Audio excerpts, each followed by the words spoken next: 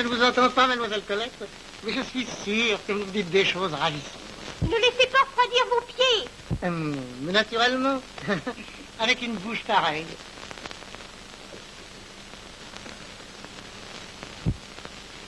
Ah, oui. Vous avez raison. Vous voyez ce que c'est? L'amour rend imprudent. Très bien.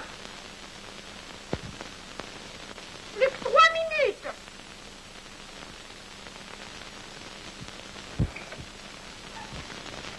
Oh, mademoiselle Colette, toujours affairée. Comme vous voyez. Il est Oh, amoureux. pas les pas. Toujours méchante, alors. J'ai autre chose à faire que d'écouter les galanteries du secrétaire de l'établissement. Quelle jeune fille sérieuse. Alors, maintenant, si vous tenez absolument occupé vos mains, tenez. 3. Et 3. 6. Et 1. Puis bon, je vous remercie. Quand vous en serez à 12 douzaines, vous me précisez. Non, avec ça, ça va suffire. Maintenant que vous soyez tout à fait gentil, allez apporter ça à l'infirmière du cas. C'est à moi? C'est vous. Non, Allez, c'est allez, gentil. allez. Non, mais... Vite. Non, mais... Allez, allez, allez. Allez, Qu'est-ce que c'est, fille? Ça vous apprendra. Allez, allez. Mais il n'y a pas moyen de flirter avec vous? Non.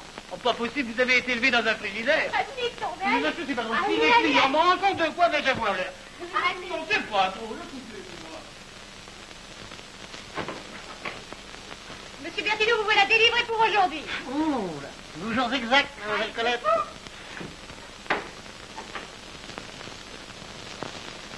Oh. Je suis sûr que ma capacité thoracique a augmenté. Nous allons voir ça. Mon dernier jour de traitement. Quel dommage. Quand je pense que demain... Voulez-vous souffler à fond? Hein, comment? Souffler à fond. Oh, pardon. Mon dernier souffle. Il sera pour vous.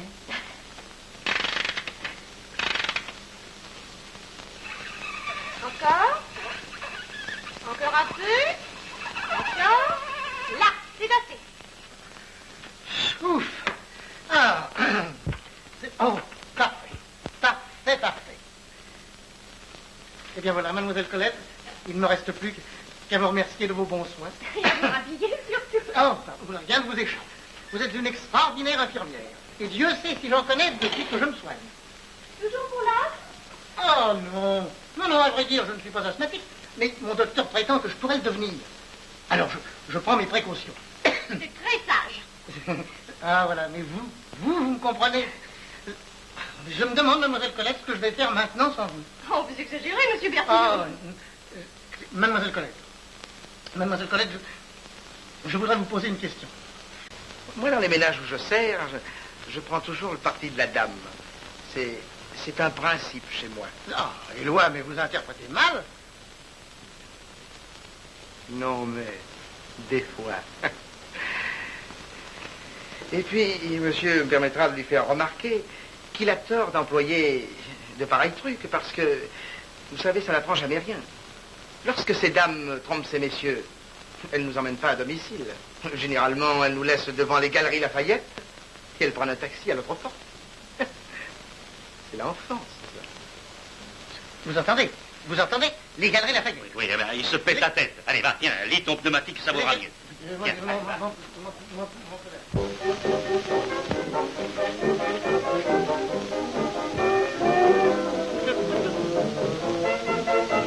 Éloi. Je suis plus là-bas, monsieur, je suis ailleurs. Ah, bon, dites donc, qu'est-ce que c'est que cette lettre de l'assurance, là? Vous avez été accidenté le 23? Moi, monsieur, je ne crois pas. Je ne crois pas, vous ne croyez pas, mais c'est pas une question d'opinion personnelle, c'est un fait. Le 23. Accidenté, monsieur Mourcourt, 85 rue de la Faisanderie. Ah oui. Ah Oui, oui. c'est madame qui conduisait, c'est pas moi. Colette? Oui, Colette, madame, oui. Oh, mais il n'y a pas eu de bobo, vous savez, c'est... Non, nous avons ramené le jeune homme chez lui en bon état. Quoi? Ma femme chez lui? Oh, mais alors, mais je comprends tout. Depuis 15 jours, les galeries Lafayette, c'était la Faisanderie. Bon, le tombole pas, sapristi, voyons. Oh, Éloi, la voiture, tout de suite. Non, monsieur, nous ne sommes pas présentables, vous savez. Ah oui, bon, un taxi, Stanley, venez, un taxi.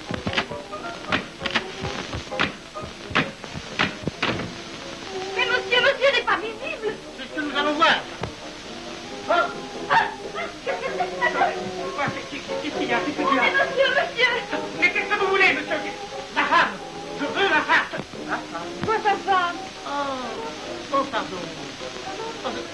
pas elle. Ah, il me semble, monsieur. C'est la mienne. Bon, regarde, tu risques peut-être un fou. Ah, permettez, moi, on m'a dit au 4e. Oui, bah, monsieur, il y a un entresol. Gros ballot. Il y a un entresol. Il s'est trompé d'étage.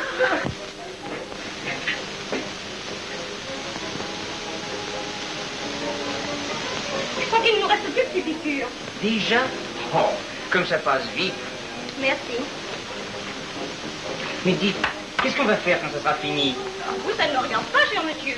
Quant à moi, j'aurai réparé ma maladresse. Ma conscience sera en flot. Je vous reverrai tout de même. Oh, sûrement pas pour quelle raison. Vous imaginez la tête de mon mari si je recevais chez moi un jeune homme que j'ai ramassé dans la rue et dont il n'a jamais entendu parler? Ça serait une occasion. Colette. Mais qu'est-ce qui vous prend? Je vous défends de m'appeler connasse. Excusez-moi, Madame Bertineau. Dans la bonne heure. Oh, Madame Bertineau. Oh, mais vous êtes fou. Je vous prie de ne pas oublier que je ne suis ici que pour vous soigner. Oh, alors je suis malade, Colette. Je suis très malade. Je sens que j'ai une maladie presque incurable. Allez, allez, laissez-vous piquer. Et cessez vos bêtises, je ne reviens plus. Oh, comme vous êtes. C'est comme ça. Je tiens à ce qu'il n'y ait entre nous aucun malentendu. Allez, allez, retirez votre piston. Bon. Au ballot. Ça suffit. Vous en faites un autre. Allez, venez. Excusez-le, c'est la rue de la Faisanderie qui lui produit cet effet-là. Ah, ici, au moins, c'est bien chez lui. Comment, monsieur? Non, mais fais attention, tu vas encore nous attirer des histoires. Soyez tranquille. Cette fois, je me rendrai compte avant d'entrer. Mais, monsieur... Mais, monsieur...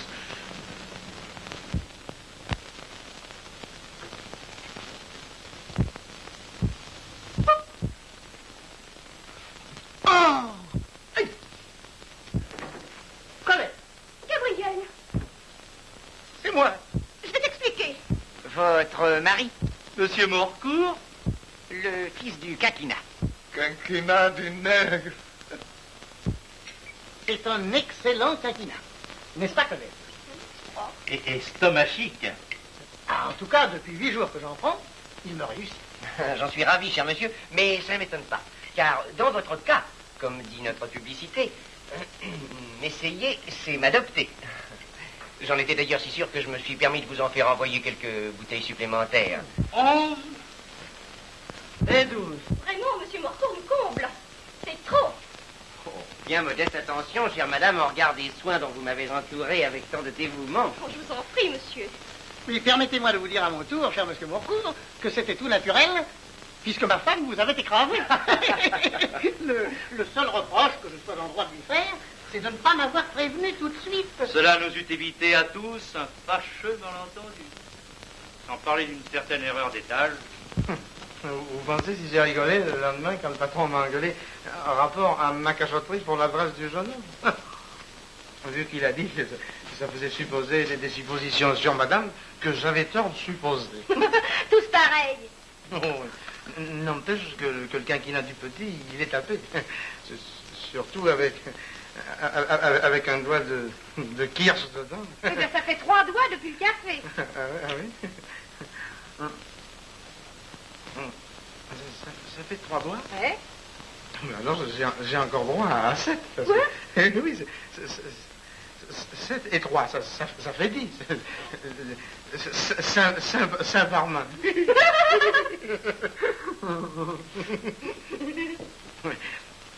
Si tu veux me donner la tienne, mignonne, ça me fera 10 suppléments. Oh, monsieur Éloi, vous devenez toujours polisson au dessert. Moi, je suis comme ça. Il me faut de l'amour pour oublier les soucis de l'existence. Vous, des soucis? Moi, j'ai des soucis. On le dirait pas, mais en rien de chagrin. En rien de kirsch dans un peu de quinquina, à la tienne. J'ai l'aspect gracieux, mais l'esprit bilieux, l'argent que je dois me rendre soucieux. Je pense quand il fait beau, qu'il va tomber de l'eau. Bref, tout le contraire d'un rigolo. Quand il y a de l'amour, tout ça change. Et quand il y a de l'amour, tout va bien. Je me sens des ailes comme un ange. Et je me console avec un rien. Et quand il y a de l'amour, chose étrange, c'est pas comme quand il y en a pas. Partout par la nuit et jour, ça vous cause un petit branle-bas. Oui, tout change quand il y a de l'amour. Non, mais vous gênez pas.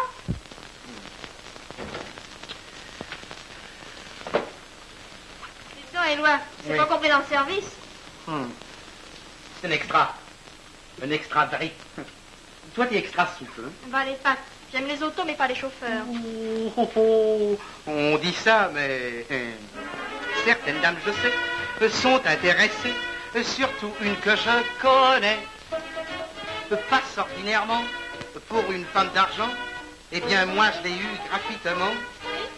Quand il y a de l'amour, tout ça change. Et quand il y a de l'amour, tout va bien. C'est pas du commerce, c'est de l'échange. Tout son tout, on l'offre contre un rien. Et quand il y a de l'amour, chose étrange, c'est pas comme quand il n'y en a pas.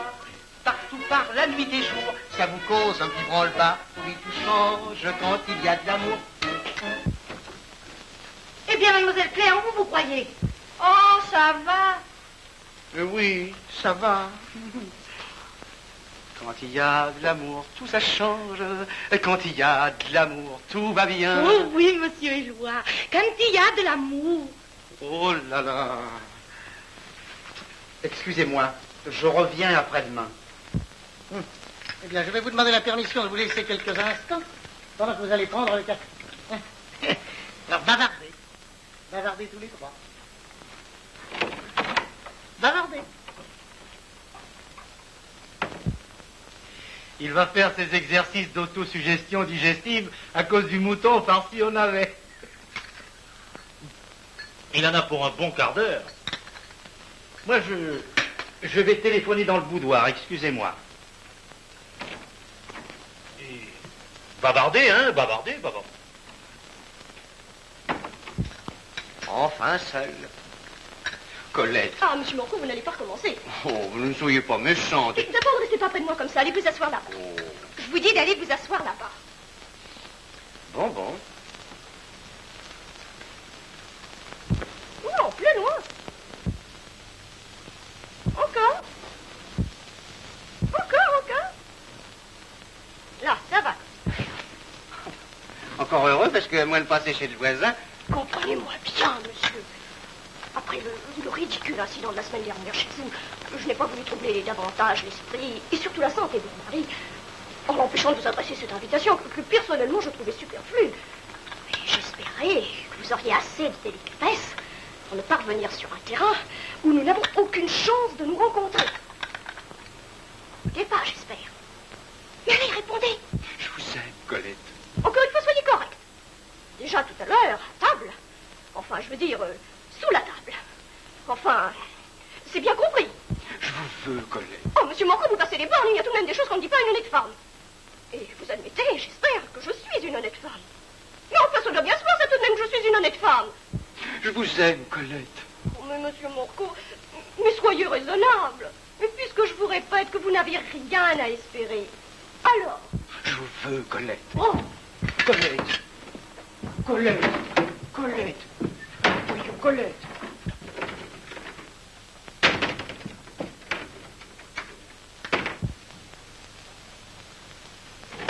ah, parrain, vous êtes là.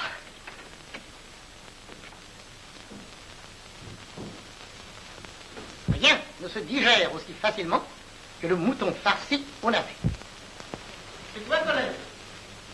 Non, c'est moi.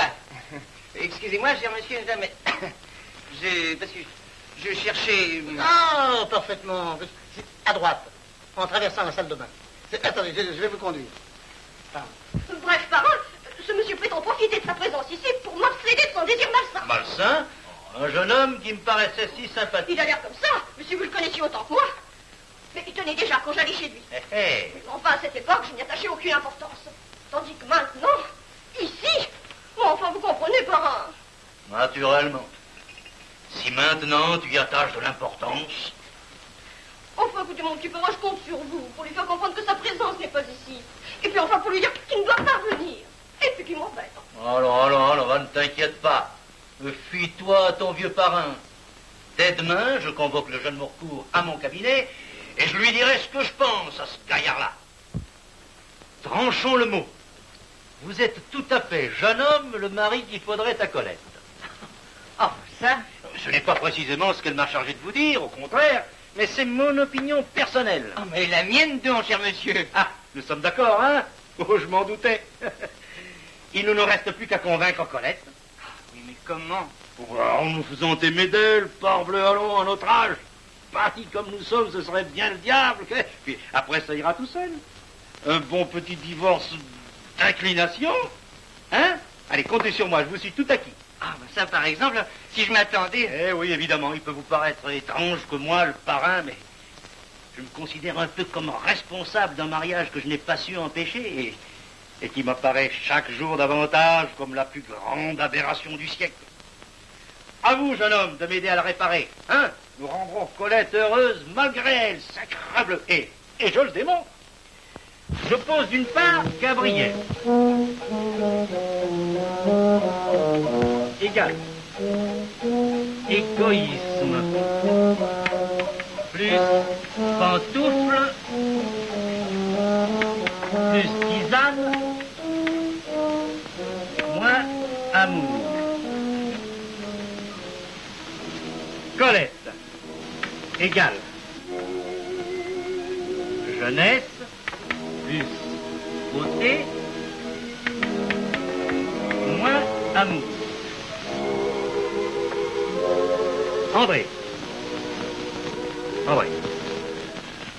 André égale 25 ans, plus vigueur, plus amour. Et je retranche Gabriel de Colette. Et en additionnant André, j'obtiens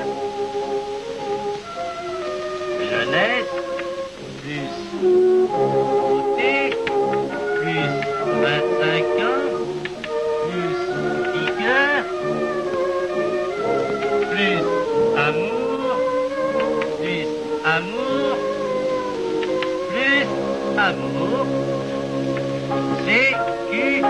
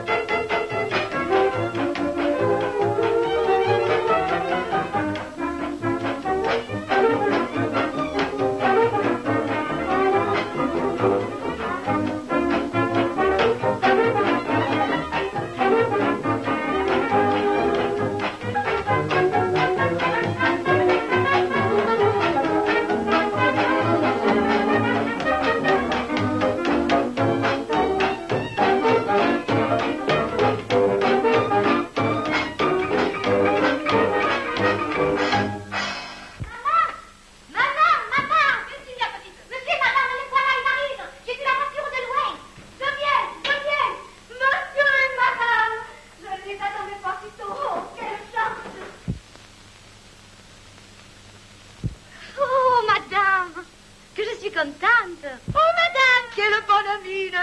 Et monsieur va bien? Très mal. Que monsieur et madame viennent se reposer dans le patio. Il fait très bon. Je vous ai servi des boissons fraîches. Ah non, non, pas de boisson froide pour moi. Avec ma gorge. Ah, mais moi, si. Avec la mienne. La chambre de monsieur est là-haut, juste en face. Vous n'avez qu'à monter le petit escalier. Ce petit escalier-là? Oui. Il va falloir que je me fasse colimaçon.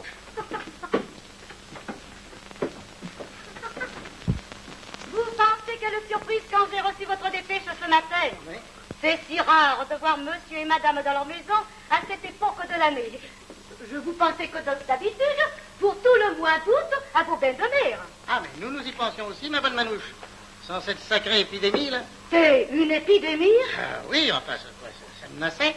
Madame a été prévenue avant-hier que des gens de Paris avaient apporté l'encéphalite léthargique sur la plage. La maladie du sommeil. Vous comprenez? Si je comprends, pauvre. Monsieur, Hein? monsieur, je n'ai pas les clés des valises. Alors, en conséquence, je ne peux pas les ouvrir. Oui, alors je monte. Mais Colette. Mais où est Colette? Je suis là, je viens, installe-toi. Ah, bon. Dites-moi, Manouche. Ah, vous avez pensé à prévenir l'agence Cabessac que la villa n'est plus à louer? Je l'ai oublié, monsieur. Voilà, J'y voilà. passerai avant le déjeuner. Oui, n'oubliez pas surtout. Ne Hein? t'inquiète pas, j'irai moi-même. Ah bon, Ça bon, me dégourdira les jambes. bon, alors merci. Prenez garde au colimaçon. Il est de l'espèce casse-gueule. Non, mais dites donc, mon ami. En tout cas, ici, monsieur peut être tranquille pour les microbes. Il ne s'y plaise pas. Ah oui, eh bien, espérons-le. Espérons-le. Qu'est-ce qui vous fait rire, Sarah? C'est Gabriel, à cause de ton idée d'encéphalite léthargique. Depuis notre départ, je ne peux pas y penser sans rire. Il fallait bien que je trouve un prétexte à notre brusque départ. Avec l'épidémie, j'étais sûre que Gabriel serait encore plus pressé que moi de s'en aller. Je pouvais pourtant pas lui dire que c'était pour échapper à M. Morcourt. Oh, oui, évidemment, parce que Gabriel, avec son plexus solaire... Enfin, à moi, voyons, à moi, t'es pas bien la dire, la vraie raison, allez. Ah, réponds franchement. C'est parce que la vie de ce jeune homme t'ennuyait, ou bien... Ouais.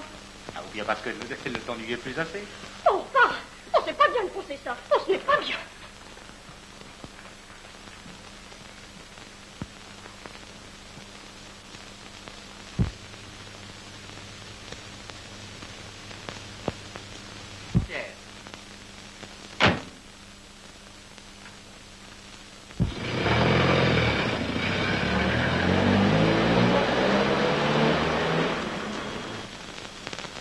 Partant pour la cueillette, je rencontrais Colonne. Emmène-moi, Guillaume, me dis-tu où tu vas? Dans mon verger, non, non, que nul ne s'introduise. Me méfie des garçons qui cueillent par surprise. La frise, la frise, la cueille et puis s'en vont. La frise, la frise, la cueille et puis s'en vont. Ma belle mignonnette, je ne suis pas ces gars-là. J'ai ma récolte prête, je tiens mon papa.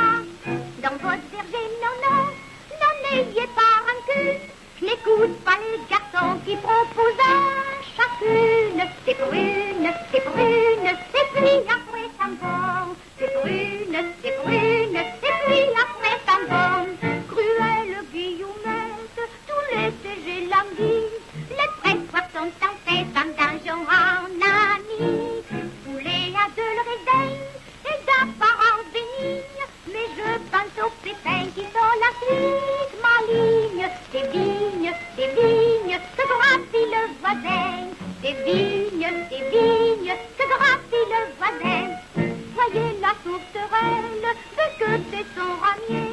Pourquoi ne pas faire comme elle à l'ombre du pommier? Sous le pommier Néni, l'histoire nous apprend comme on s'assure des ennuis pour peu que l'on consomme la pomme que le serpent fournit. La pomme que le serpent fournit.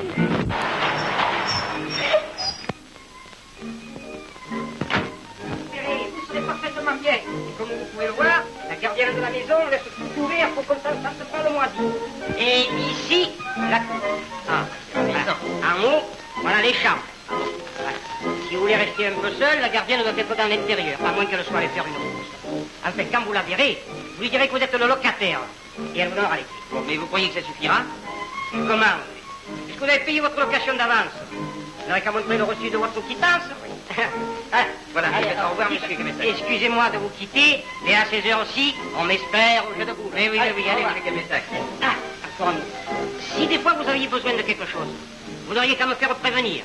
Mais de préférence au boulodrome, hein, parce qu'à l'agence, je m'y suis exceptionnellement. Bon, parfait. Au revoir, monsieur Gabessac. Allez, au revoir.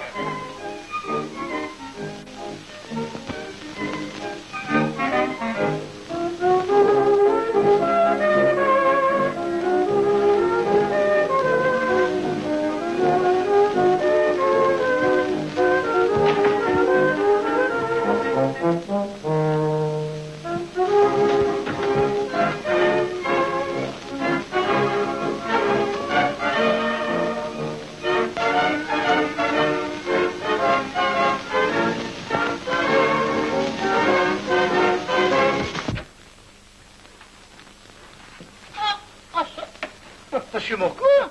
Oh, par exemple, vous, Edmond Balzac? Mais vous saviez donc que nous étions ici? Mais pas du tout, pas du tout. J'avais besoin de repos, je cherchais un endroit tranquille. Alors, un ami m'a signalé la villa La Bisougne. Comment, vous avez l'intention de la louer? Mais c'est fait depuis 1 heure. Ah non, d'un chien. Mais nous qui comptions nous y installer pour 2 mois. Comment? Vous vouliez vous aussi louer cette villa? Non, pas la peine. J'en suis le propriétaire. Vous, mon propriétaire. Ah, ça alors, c'est... Ah, mes enfants, j'arrive de l'agence et... Tiens, monsieur Morcourt. Oui, notre nouveau locataire, depuis 1 heure. Tu dis? Oh, mon Dieu, que c'est imprévu, que c'est imprévu. Je t'avais dit qu'il fallait prévenir l'agence en partant. Mais enfin, est-ce que je pouvais imaginer? Et moi? Monsieur m'a appelé? Mais non, j'ai pas dit Éloi, j'ai dit et moi. Oh, pardon. Oui, enfin, ça ne fait rien. Vite, Éloi, les valises et les malles. Nous partons. Ah, bon. Voyons, permettez, je ne souffrirai pas qu'à cause de moi. Mais comment voulez-vous? C'est bien simple. Rembourse monsieur Morcourt et offre-lui l'hospitalité. Mais jamais de la vie, voyons. C'est moi qui vous offre la mienne. Bien sûr, mais c'est encore mieux. Colette, tout est changé, nous ne partons plus. Monsieur Morcourt s'en va. Non, mais nous restons tous. Oh, mais non, par exemple. Mais si. Éloi. Cette fois, j'ai compris. Monsieur ne m'a pas appelé. Si, tout est changé, nous ne partons plus. Ah bon.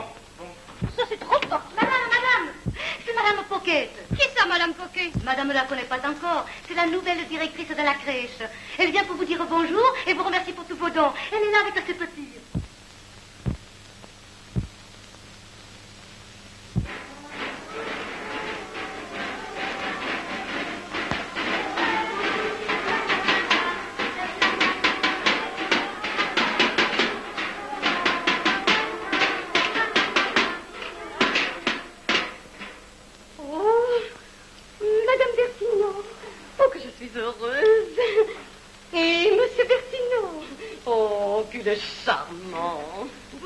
Madame.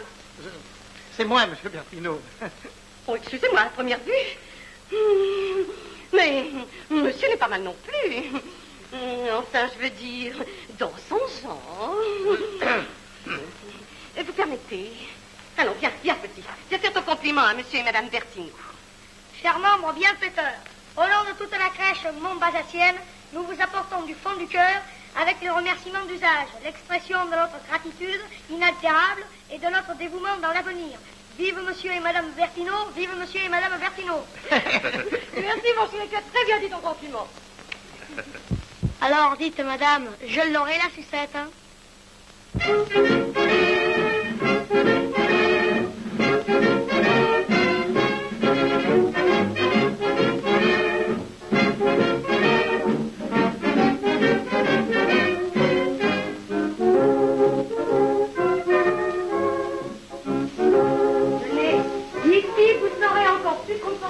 Que dans la villa. Personne au-dessus, personne au-dessous. Une vraie bonbonnière de jeune. Si vous avez besoin de quelque chose, vous n'aurez qu'à appeler à la villa par ce petit téléphone. Ah bon, parfait, merci. Ah, dites-moi, à quelle heure dîne-t-on? Aujourd'hui, pas avant 1 heure au moins. Avec tous ces petits de la crèche qu'il m'a fallu faire goûter avant qu'ils ne s'en retournent. Ah oui, ça ne fait rien, je ne suis pas pressé. Alors je vous laisse, hein? Vous imaginez tout de même pas, par là, je vais passer tout l'été en compagnie de ce monsieur. Il faut en finir avec cette poursuite ridicule. Mais enfin, conseillez-moi, parrain, dites-moi quelque chose.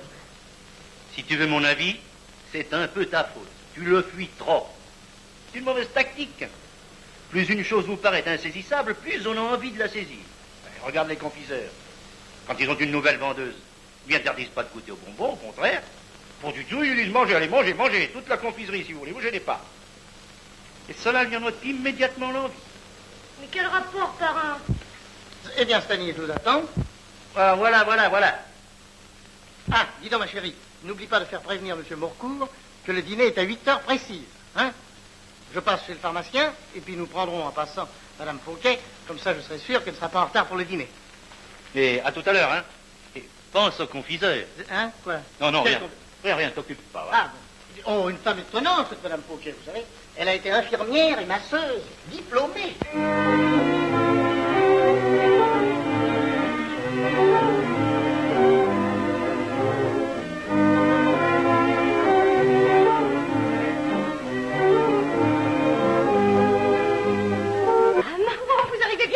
Monsieur Bertino a justement besoin d'une infirmière. La place est à prendre. Oui. Que se passe-t-il? Monsieur Bertino. Monsieur Bertino. Allons, du calme. Là. Il faut activer sa circulation. Là. Oh. À la bonne heure. Tiens, tu vois, voilà une femme comme il te faudrait. Madame Fauquet? Oh, Monsieur Bertino.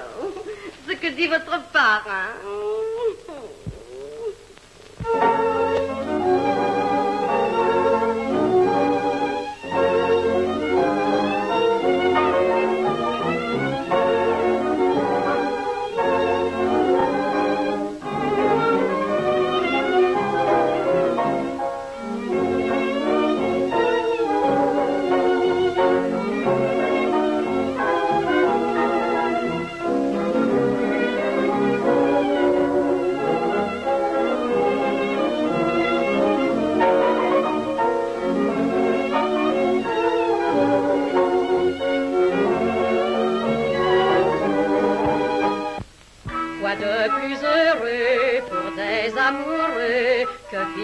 D'amour et d'eau fraîche pour se rassasier, croquer des baisers comme d'autres savourent des pêches.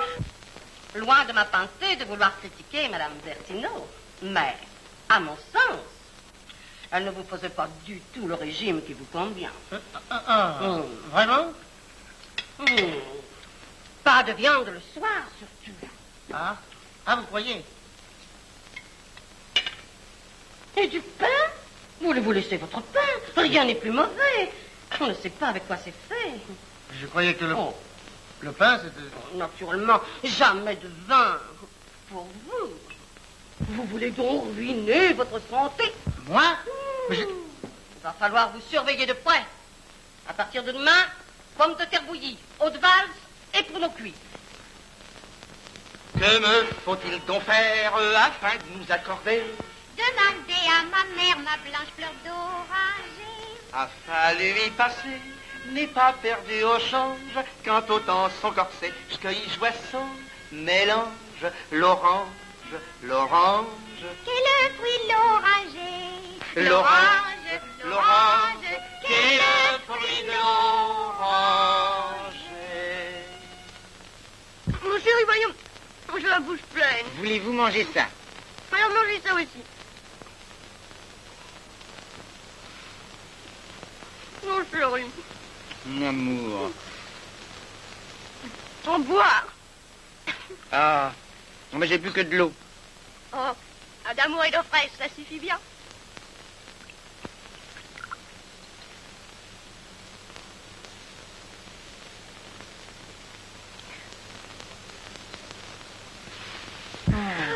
On est bien.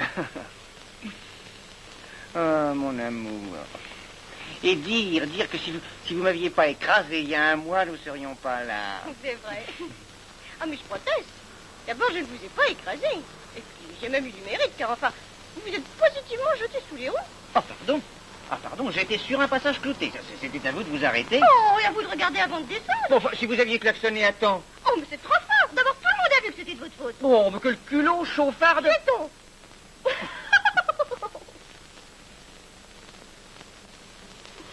Nous sommes nos pères. Ah, mais qu'on est bien. Quoi de plus heureux pour des amoureux que vivre d'amour et d'eau fraîche, pour se rassasier, croquer des baisers, comme d'autres savoureux des pêches, s'endormir à deux en mêlant ses cheveux, tel Louis XV et sa pompadour, plus fiers que des rois, sans peur des fins de mois, s'enivrer d'eau fraîche et d'amour.